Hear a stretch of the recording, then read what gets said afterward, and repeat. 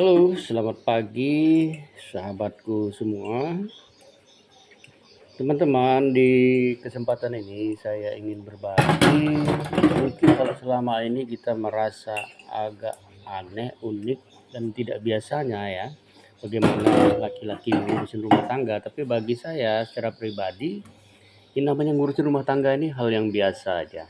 Jadi sembari kita bekerja itu juga kita ngurusin rumah tangga. Kebetulan saya di rumah, saya punya 2 anak semua pada sekolah, ada satu kuliah di Yogyakarta, satunya juga sedang bersekolah di SMA di Ketapang, dan kami tinggal berdua saja, Tapi sebelumnya juga sama, ketika anak-anak di sekolah kita harus ngurusin rumah tangga kita.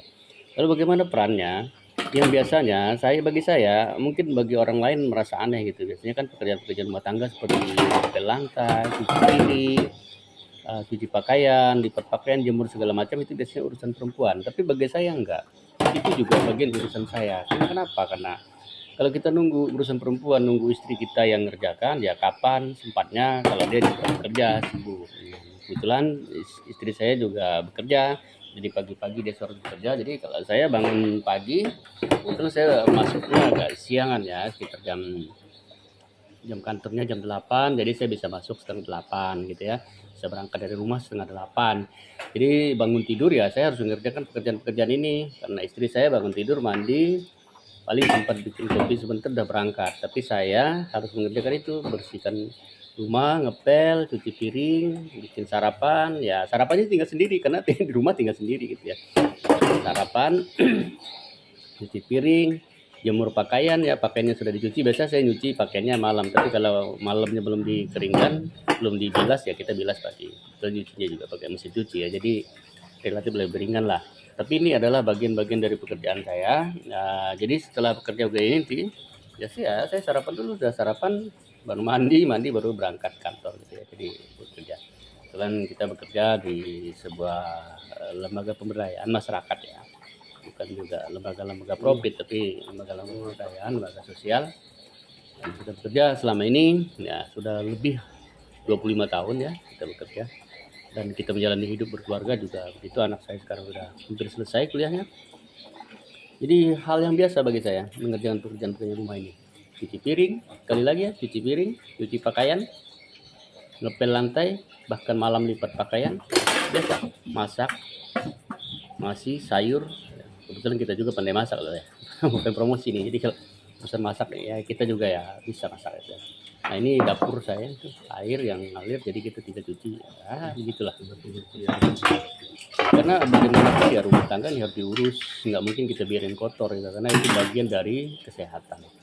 Di bagian dari kesehatan harus kita jaga, kita bersihkan. Jadi sahabat-sahabatku semua, kesempatan ini, video ini kali saya ingin berbagi aja bagi kita semua, terutama bagi kita kaum laki-laki, bahwa pekerjaan-pekerjaan rumah itu bukanlah pekerjaan-pekerjaan yang haram gitu ya. Jadi seperti ngepel lantai, cuci piring, masak nasi, masak sayur, cuci pakaian, lipat pakaian, dan segala macam itu sebenarnya pekerjaan-pekerjaan yang biasa, yang bisa kita lakukan. Jadi jangan selalu dibebankan kepada istri atau perempuan bagi kita ya. Nah, ini juga harus kita bisa kerjakan sendiri. Dan ini pada intinya tinggal tergantung bagaimana kita berbagi saja. Saya pengalaman sejak berkeluarga, pekerjaan-pekerjaan seperti ini saya lakukan. Dan ini salah satu juga menjaga bagaimana ada keseimbangan dalam rumah tangga kita ya. Jadi saya kira begitu. Dan ini adalah salah satu cara kita menjaga rumah tangga, kita ngurusin rumah tangga, kita berbagi peran dengan istri dan anak-anak kita. Tapi satu hal bagi teman-teman, saudara-saudara, anak-anak saya dari kecil mereka sudah dididik, sudah dilatih juga untuk berperan, artinya berbagi peran dengan mereka.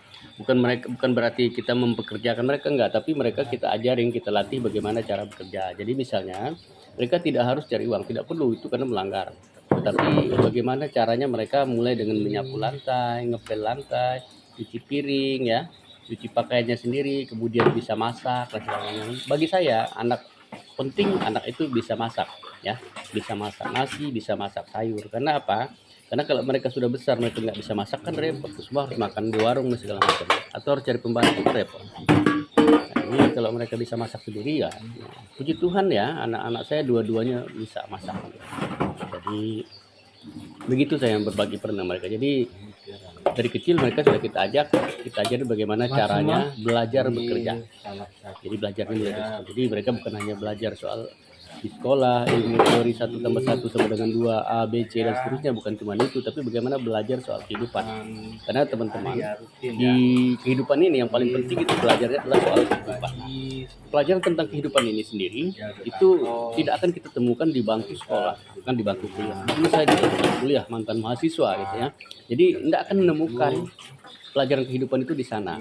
Jadi saya selama 20 tahun lebih, hampir 30 tahun saya bekerja. Disitulah saya menemukan ilmu-ilmu tentang kehidupan. Jadi kehidupan ini banyak hal. Karena perilaku sosial dan segala macam perilaku budaya semuanya ada di kehidupan ini. Enggak di kampus itu hanya teori-teorinya. Di sekolah-sekolah itu hanya teori-teorinya. Jadi saudara-saudaraku, maka anak-anak kita juga harus kita didik bagaimana mereka belajar tentang kehidupan. Jadi mulai dari rumah tangga, kemudian bagaimana cara mereka bergaul dengan masyarakat, dengan saudara-saudaranya. Belajar bagaimana mereka bisa hidup berbagi, peduli dengan sesamanya. Saya ingatkan juga jangan sampai kita salah cara kita menyayangi dan mendidik. Jadi anak mesti logikanya diputar. Jadi kalau dia meminta sesuatu, kita mesti tanya untuk apa, berapa keperluannya, dan seterusnya. Kemudian kalau dia mau berkelahi dengan temannya, mesti kita tanya, coba kalau kamu dipukul oleh temanmu sakit enggak? Demikian juga kalau artinya kalau temanmu kamu pukul dia juga sakit. Maka mau enggak kamu kalau sakit? Kalau dia bilang enggak mau, ya begitu juga temanmu. Artinya maka itu larangan-larangan supaya mereka juga tidak melakukan hal yang buruk. Jadi saya kira itu, dan yang paling penting lagi adalah soal bagaimana kehidupan ini kita sendiri dan anak-anak kita itu kita ajak untuk selalu mensyukuri apa yang telah Tuhan berikan kepada kita. Karena hanya dengan cara itu, hanya dengan cara mensyukuri apa yang telah Tuhan berikan kepada kita itu, maka kita bisa mengendalikan segala niat keinginan yang bertentangan dengan kehendak Tuhan. Kalau kita nggak bisa mensyukuri hidup kita, tidak menerima apa yang telah Tuhan berikan, kita pasti akan selalu merasa tidak puas. Tapi ya pengalaman saya, hanya dengan cara itu maka kita bisa mampu mengendalikan. Memang tidak sempurnanya, tapi setidak-tidaknya mampu mengendalikan dari keinginan-keinginan yang bertentangan dengan Tuhan. Puji Tuhan, dalam hidup ini yang penting adalah bagaimana kita bisa makan, bisa minum, sakit bisa berobat, bisa berbagi dengan saudara dengan kerelaan hati, tidak menunggu harus lebih, tapi bagaimana dengan kekurangan kita bisa berbagi dengan saudara, dengan siapapun.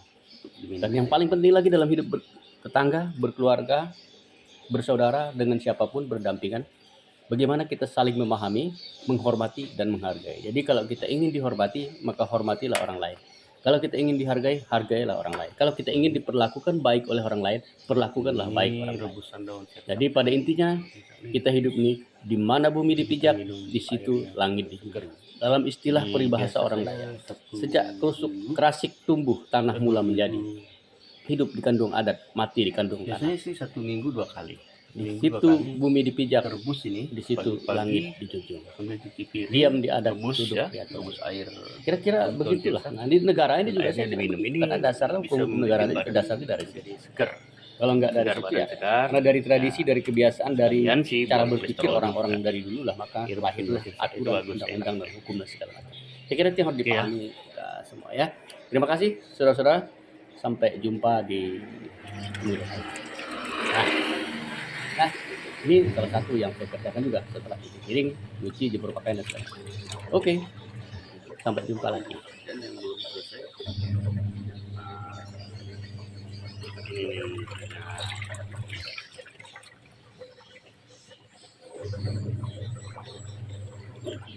cuci jadi baju-baju